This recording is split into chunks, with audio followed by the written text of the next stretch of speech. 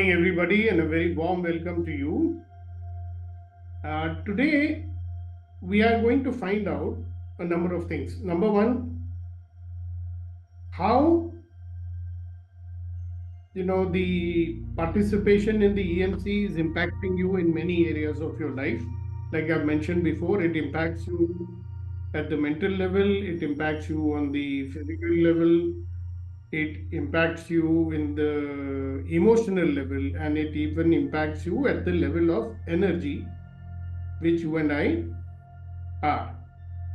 We are nothing but energy. The world is energy. We are always interacting with the world energetically.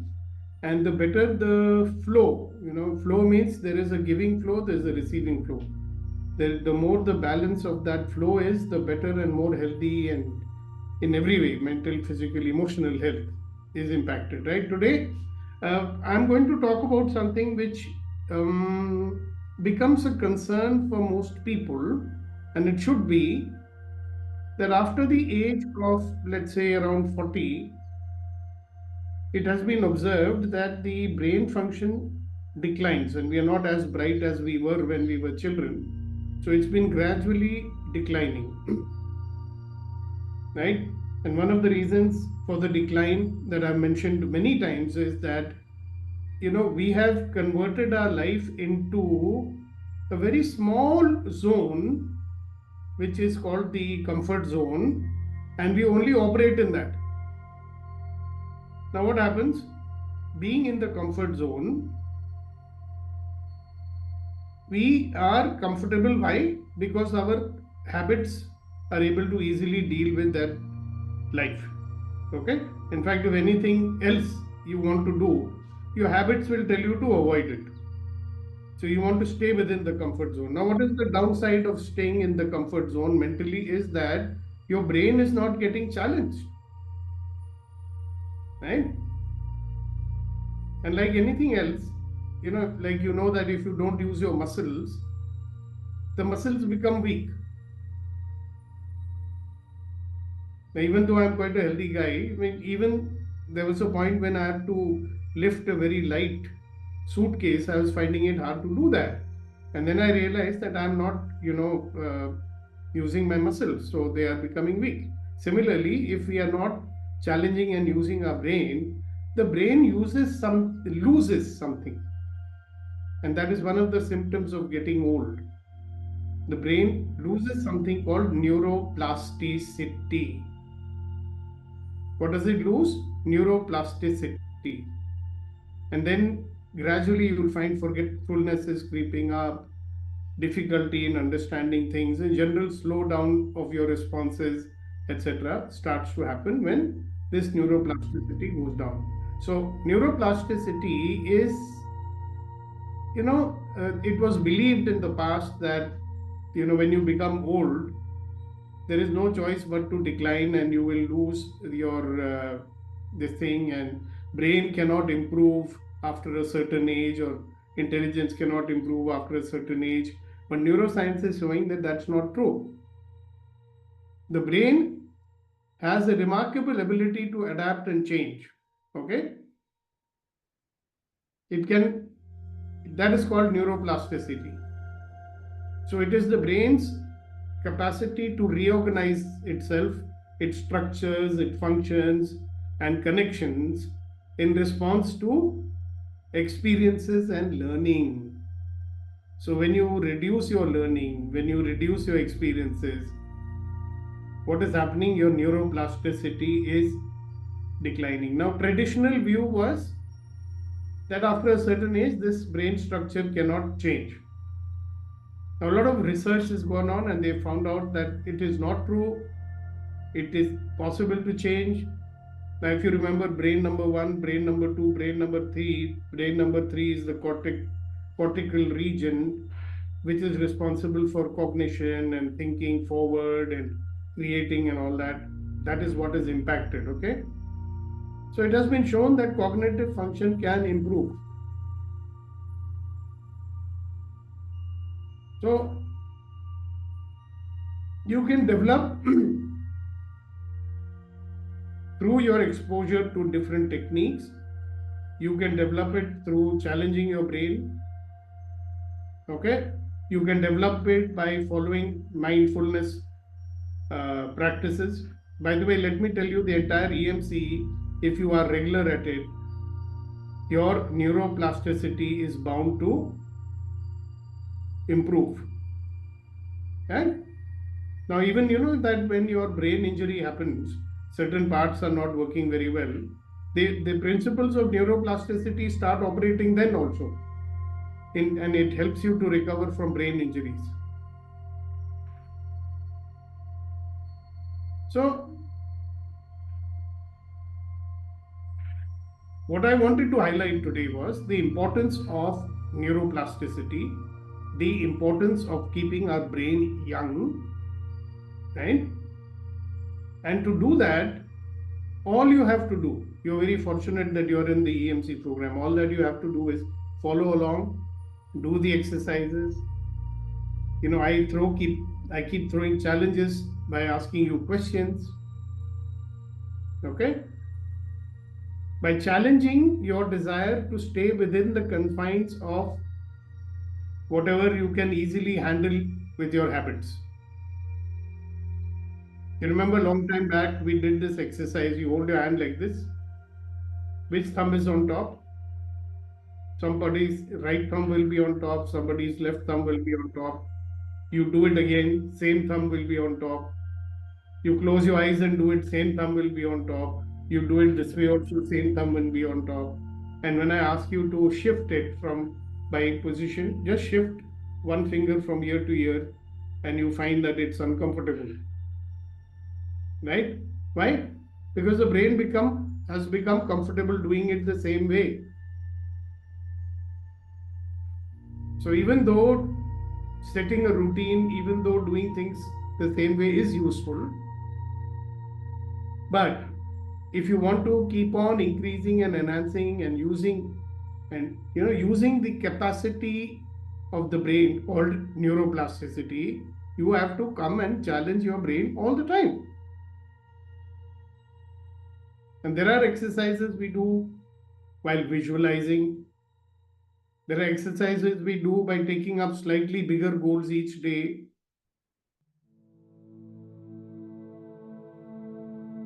So, time to reflect a little bit today. And the reflection is, how are you keeping on limiting yourself and not using your brain fully or not challenging your brain at all? You challenge yourself, you're challenging your brain. Okay? You're not challenging when you always stick to the familiar and avoid the unfamiliar, etc. So I'd like to hear from some of you. You may have realized that you have a tendency to do that. We all have tendency to avoid. So I was with a gentleman yesterday, quite old, very learned person, right? And you know me, I will always ask questions in order to probe an inquiry, right? So simple question I asked him, at this age, how do you keep your brain active? So instead of telling me how he's keeping his brain active, he was lecturing me on how I should keep my brain active. Okay, why was he doing that? Because you don't have to think much when you're lecturing someone, right?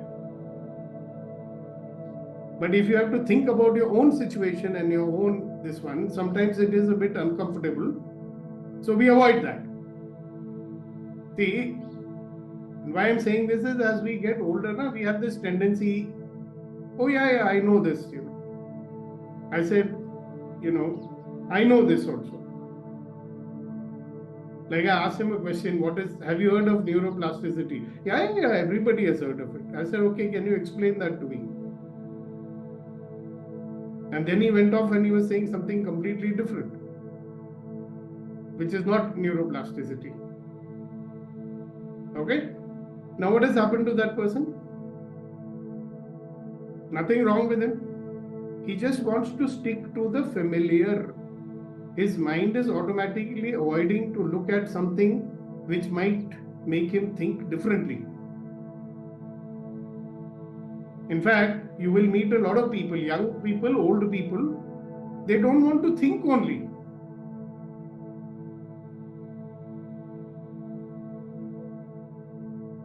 They just don't want to think. They're following a script in life all the time. Especially some of the callers, If you ask them a question which is not there in their script, they cannot answer it because they can't think. And they say, now what to say? One guy calls me up and he says, sir, how can I be of service to you? I said, definitely you can be of service to me and blah, blah, blah. Tell me this. He didn't have an answer. Again, he says, sir, but how can I be of service to you? I said, I'm telling you, you're not even listening. He doesn't know how to respond, right? Okay, Shakti, go ahead. Sir, good morning, everyone. Sir, yes, I agree. Most of the time, I'm not challenging my brain, especially the recent days. What I have noticed, especially after hectic schedules, okay, I'm started playing some games. So I'm not. I don't want to think anything. That it's like that's giving. I don't know. So it's become addict. Before I started like, okay, when I had a hectic schedules, okay, let me go and do that. Now it's like, okay, because I don't want to think anything, I don't want to focus anything, simply stay on that page, right? So now it's like, okay, regularly go to that. So mind is eagerly like, if you don't want to think anything, if you don't want to focus anything, that's, I don't know, it's kind of addictive. Yeah. And you know something, that also makes a certain pattern which is very difficult for you to break. Yes. I'm keep going. Even without hectic schedules, I'm going. Exactly. So what I can suggest to you, if I may, with your permission, yes, is sir. that if you're fond of doing that, do puzzles. Okay. That challenges your brain. There is something called Sudoku. You do that, right? Okay. So another instance, I remember I told somebody, why don't you try Sudoku? Oh, I can't do it. I said, yeah, that's why you should try it, no? You can't do it because you are forced to think, no? Yes. And who wants to think? See, it's rather unfortunate that in our educational system, we are taught only to mug up things and memorize them. We are never taught to think, logical reasoning, etc., etc. Yes. Right? We are not encouraged to ask questions even. Yes. Because if you ask a question to your teacher, he will have to think. He doesn't want to think. Yep. He is prepared his speech and come. He wants to give only that. Right? Yes, sir. So two things actually in my what I'm experiencing right now. One is without thinking, focusing, playing the games. Another one, go to social media. So much news feed, it's coming. Then also I'm not thinking anything. Simply I'm observing and then taking that input. So I no need to think about my goals or something. I can see the difference if I'm not into the social media so actively. I'm doing something useful to me to achieve my goals. But if I'm so addicted to that, then I'm diverting. That's also playing a major role, sir. Too much information, otherwise no information. And no thinking. Yes. Okay, good. Thank you very much for sharing that. Thanks, Shakti. Anything else? No, sir. Thank you, sir. All right. Hari, sir. Good morning, everyone. Good morning. Yeah, something similar to what Shakti is saying. I'll keep myself active, my brain active by engaging in games. I would say specifically chess is what I'm doing nowadays. Also following the news. News gives me a lot of things like what is happening around.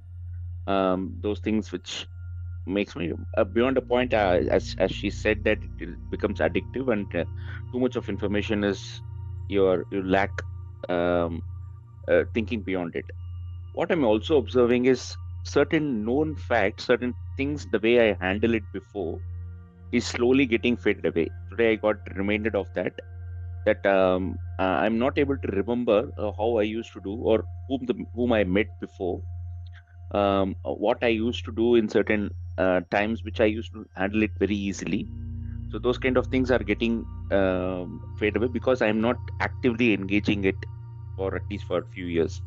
So that is the reason it might have happened. Yeah, maybe when moment I concentrate upon it and then give focus work, which is I think it can revive that. Yeah, I mean, I can completely resonate with that. It started happening to me about 5, 6 months back. I noticed that, these people, they send you OTP when you want to make a payment. Mm, And when you have to feed the OTP, I don't remember it. So I had to write it down. mm. Right. This is quite some time back. Then, after we started doing the brain exercises, and then I attended one lecture about this aromatherapy by Dr. Indu, right? And there I discovered that there are certain essential oils. If you start having them, it improves it sort of reduces the decline of your brain, prevents Parkinson's, Alzheimer's, and all that. So I started having it, and now I am able to remember. My short-term memory has improved quite dramatically. Okay. So see, this exercises that we do here definitely helps the memory to improve. Right? Great. Thank you. Thank you very much for your sharing.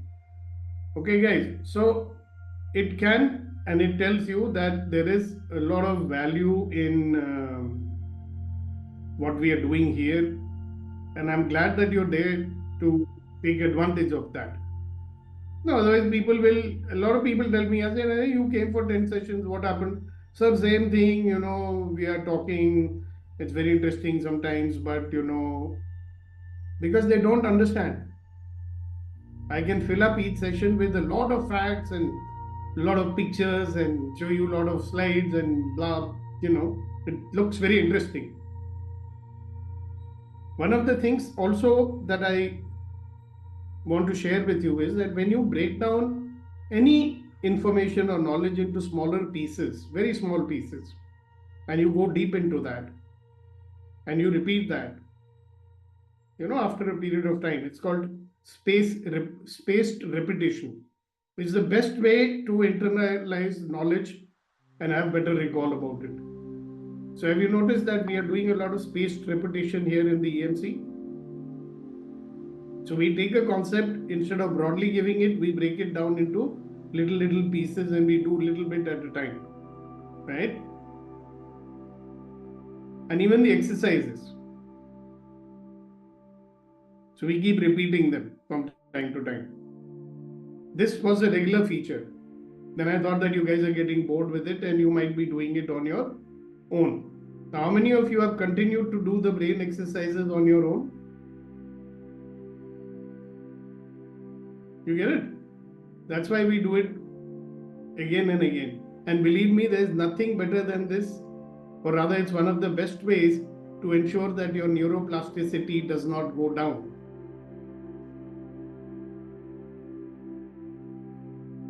Okay? So, the old veterans who are there with us for a long time, Shakti definitely is one of the founder members of this core group of ours. Shakti, tell them all the exercises that we have been doing here in the EMC. Yeah, first one, power of generation, focus 50 different objects, expansion exercise, discretion exercise, and then brain exercises, and then this I don't know the name of that you have taught us.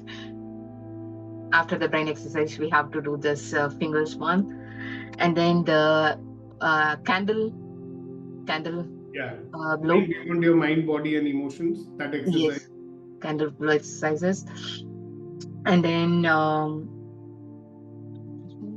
one more we used to do it for mind also, for the focus. Yeah, that is, you look in one direction. We did it recently also. Yes. For yes, all sir. of us. Yes, sir. These are the exercises we used to do it differently, sir. So many variations we used to do. Yeah, and questions. Yes. How does it get any better than that? Better than that. What else is possible? Yes. Who does it belong to? And how can I make it possible? Yeah, and the entire questioning mode in which the EMC is done. So every time a question is asked, it is thought-provoking. Now it will become thought-provoking only if you don't come out with your ready-made answers. So everybody's got a lot of ready-made answers because we got a lot of gyan. Na? So when there is a question which is actually supposed to provoke your thinking, but instead of doing that, you instantly come out with some gyan related to that question. See, that won't serve you. As a listener and all other listeners, we may benefit from what you're saying. I'm not saying it's not useful. But you, as the recipient or the participant in this, you may not benefit from provoking your thoughts to think. See, the problem with us is that we think in the same rut. Na? All of us has got the same kind of thinking. So when you read a new book or when you learn something new, you're breaking out of that pattern of thinking. For example, Hari is a chess player and he's probably very good at it. So you and I should play chess sometimes, Hari. Right? But if you only play chess, then only certain things are used. So if you move your brain and do some Sudoku for a while, some other kind of thinking will have to happen. Or if you learn to play some musical instrument. By the way, the people who were studying neuroplasticity, they worked on musicians and they found out that they have many more cortical pathways than normal people. You know, musicians, they have to use their hands, fingers, voice, thinking, everything, right? Then they also did another study on the London taxi drivers. Now, since they have to drive all over the places and you know they didn't have maps, Google Maps was not there. So they had to remember and think. So a lot of patterns had opened up. Now you notice one thing. Before we had these calculators, our mental arithmetic used to be very good. Luckily in India, we learned at a very early stage. No? Now mental arithmetic does not exist. So why should I do mental calculation? I can calculate. Now AI has come. You tell AI what is 1 plus 1, it will tell you 2. Because I'm not using my brain, I want somebody else's brain to be used. Right? So on the one side, we are making things easy for us. But on the other side, what we are doing is that we are not, pushing our brains to perform. And we are using our brain less and less. So what will happen? Now sometimes, when I traveled extensively and I met many people. And one people in the Western Hemisphere, you'll find their mental arithmetic is 0. That is why when you take a bill from McDonald's, it will calculate and tell you how much change you should take, so that you don't even have to use your brains to calculate that.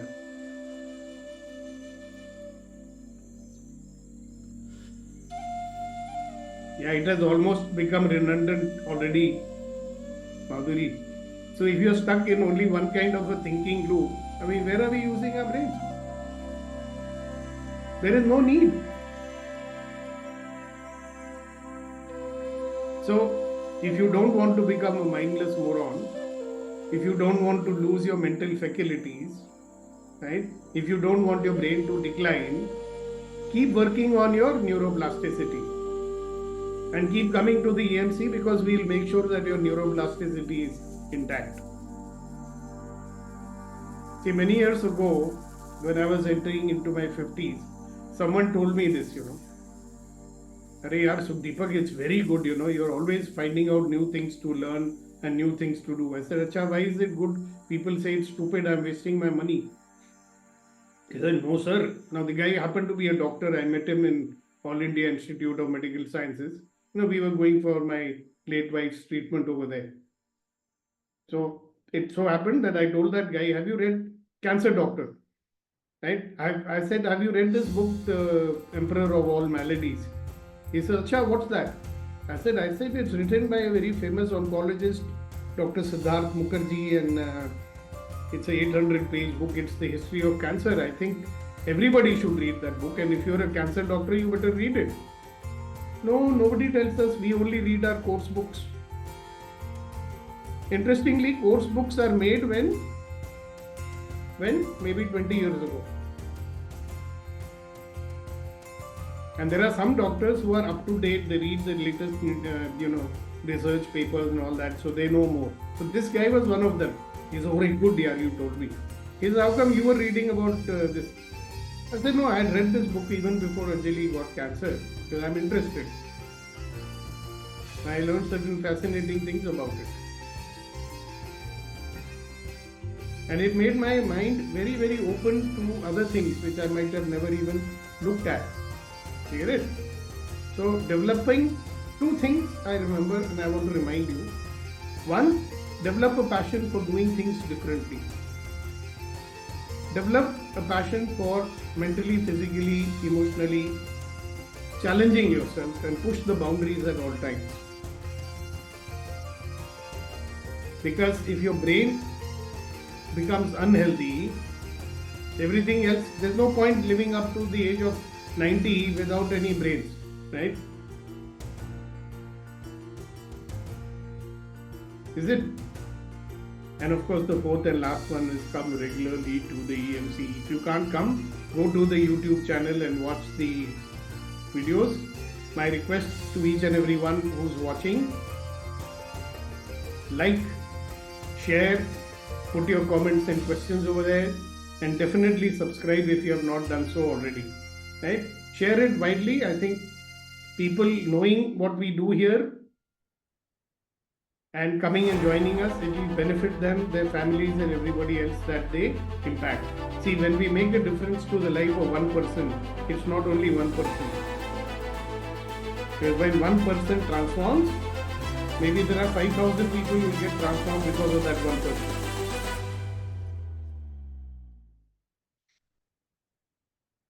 I remember I was talking to one GOC. You know what a GOC is? Very, very senior gentleman, General Sathe. I said, sir, do you know how many people's lives do you impact? He said, yeah, about 20 people. I said, really? I said, how many people are there in your command? Then he started thinking. I said, sir, if you get transformed, you know how many lives directly you will transform? How many families will get transformed because of that? And then he started thinking. That is why you're called a human resource. You and I are resources for other people's lives, which we will transform. Thank you very much for being there. Today I'm going to ask Venkatesh to tell us a shairi. He's very fond of listening to it. Let us say he can be giving us a shairi today. No shairi. No shairi. All right. In that case, we will end the session today with the power of generation. You can generate any feeling that you want: anger, fear, laughter, happiness. We definitely want to create happiness for the rest of our Sunday. So when I say 1, 2, 3, we will all laugh 100%. 1, 2, 3, go.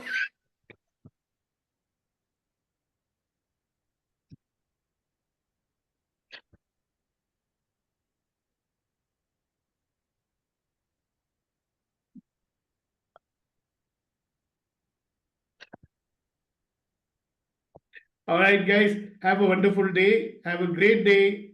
And don't forget to subscribe, share, like the channel. Thank you very much. Bye-bye. Have a great day. Bye. Thank you, sir. God bless you, sir.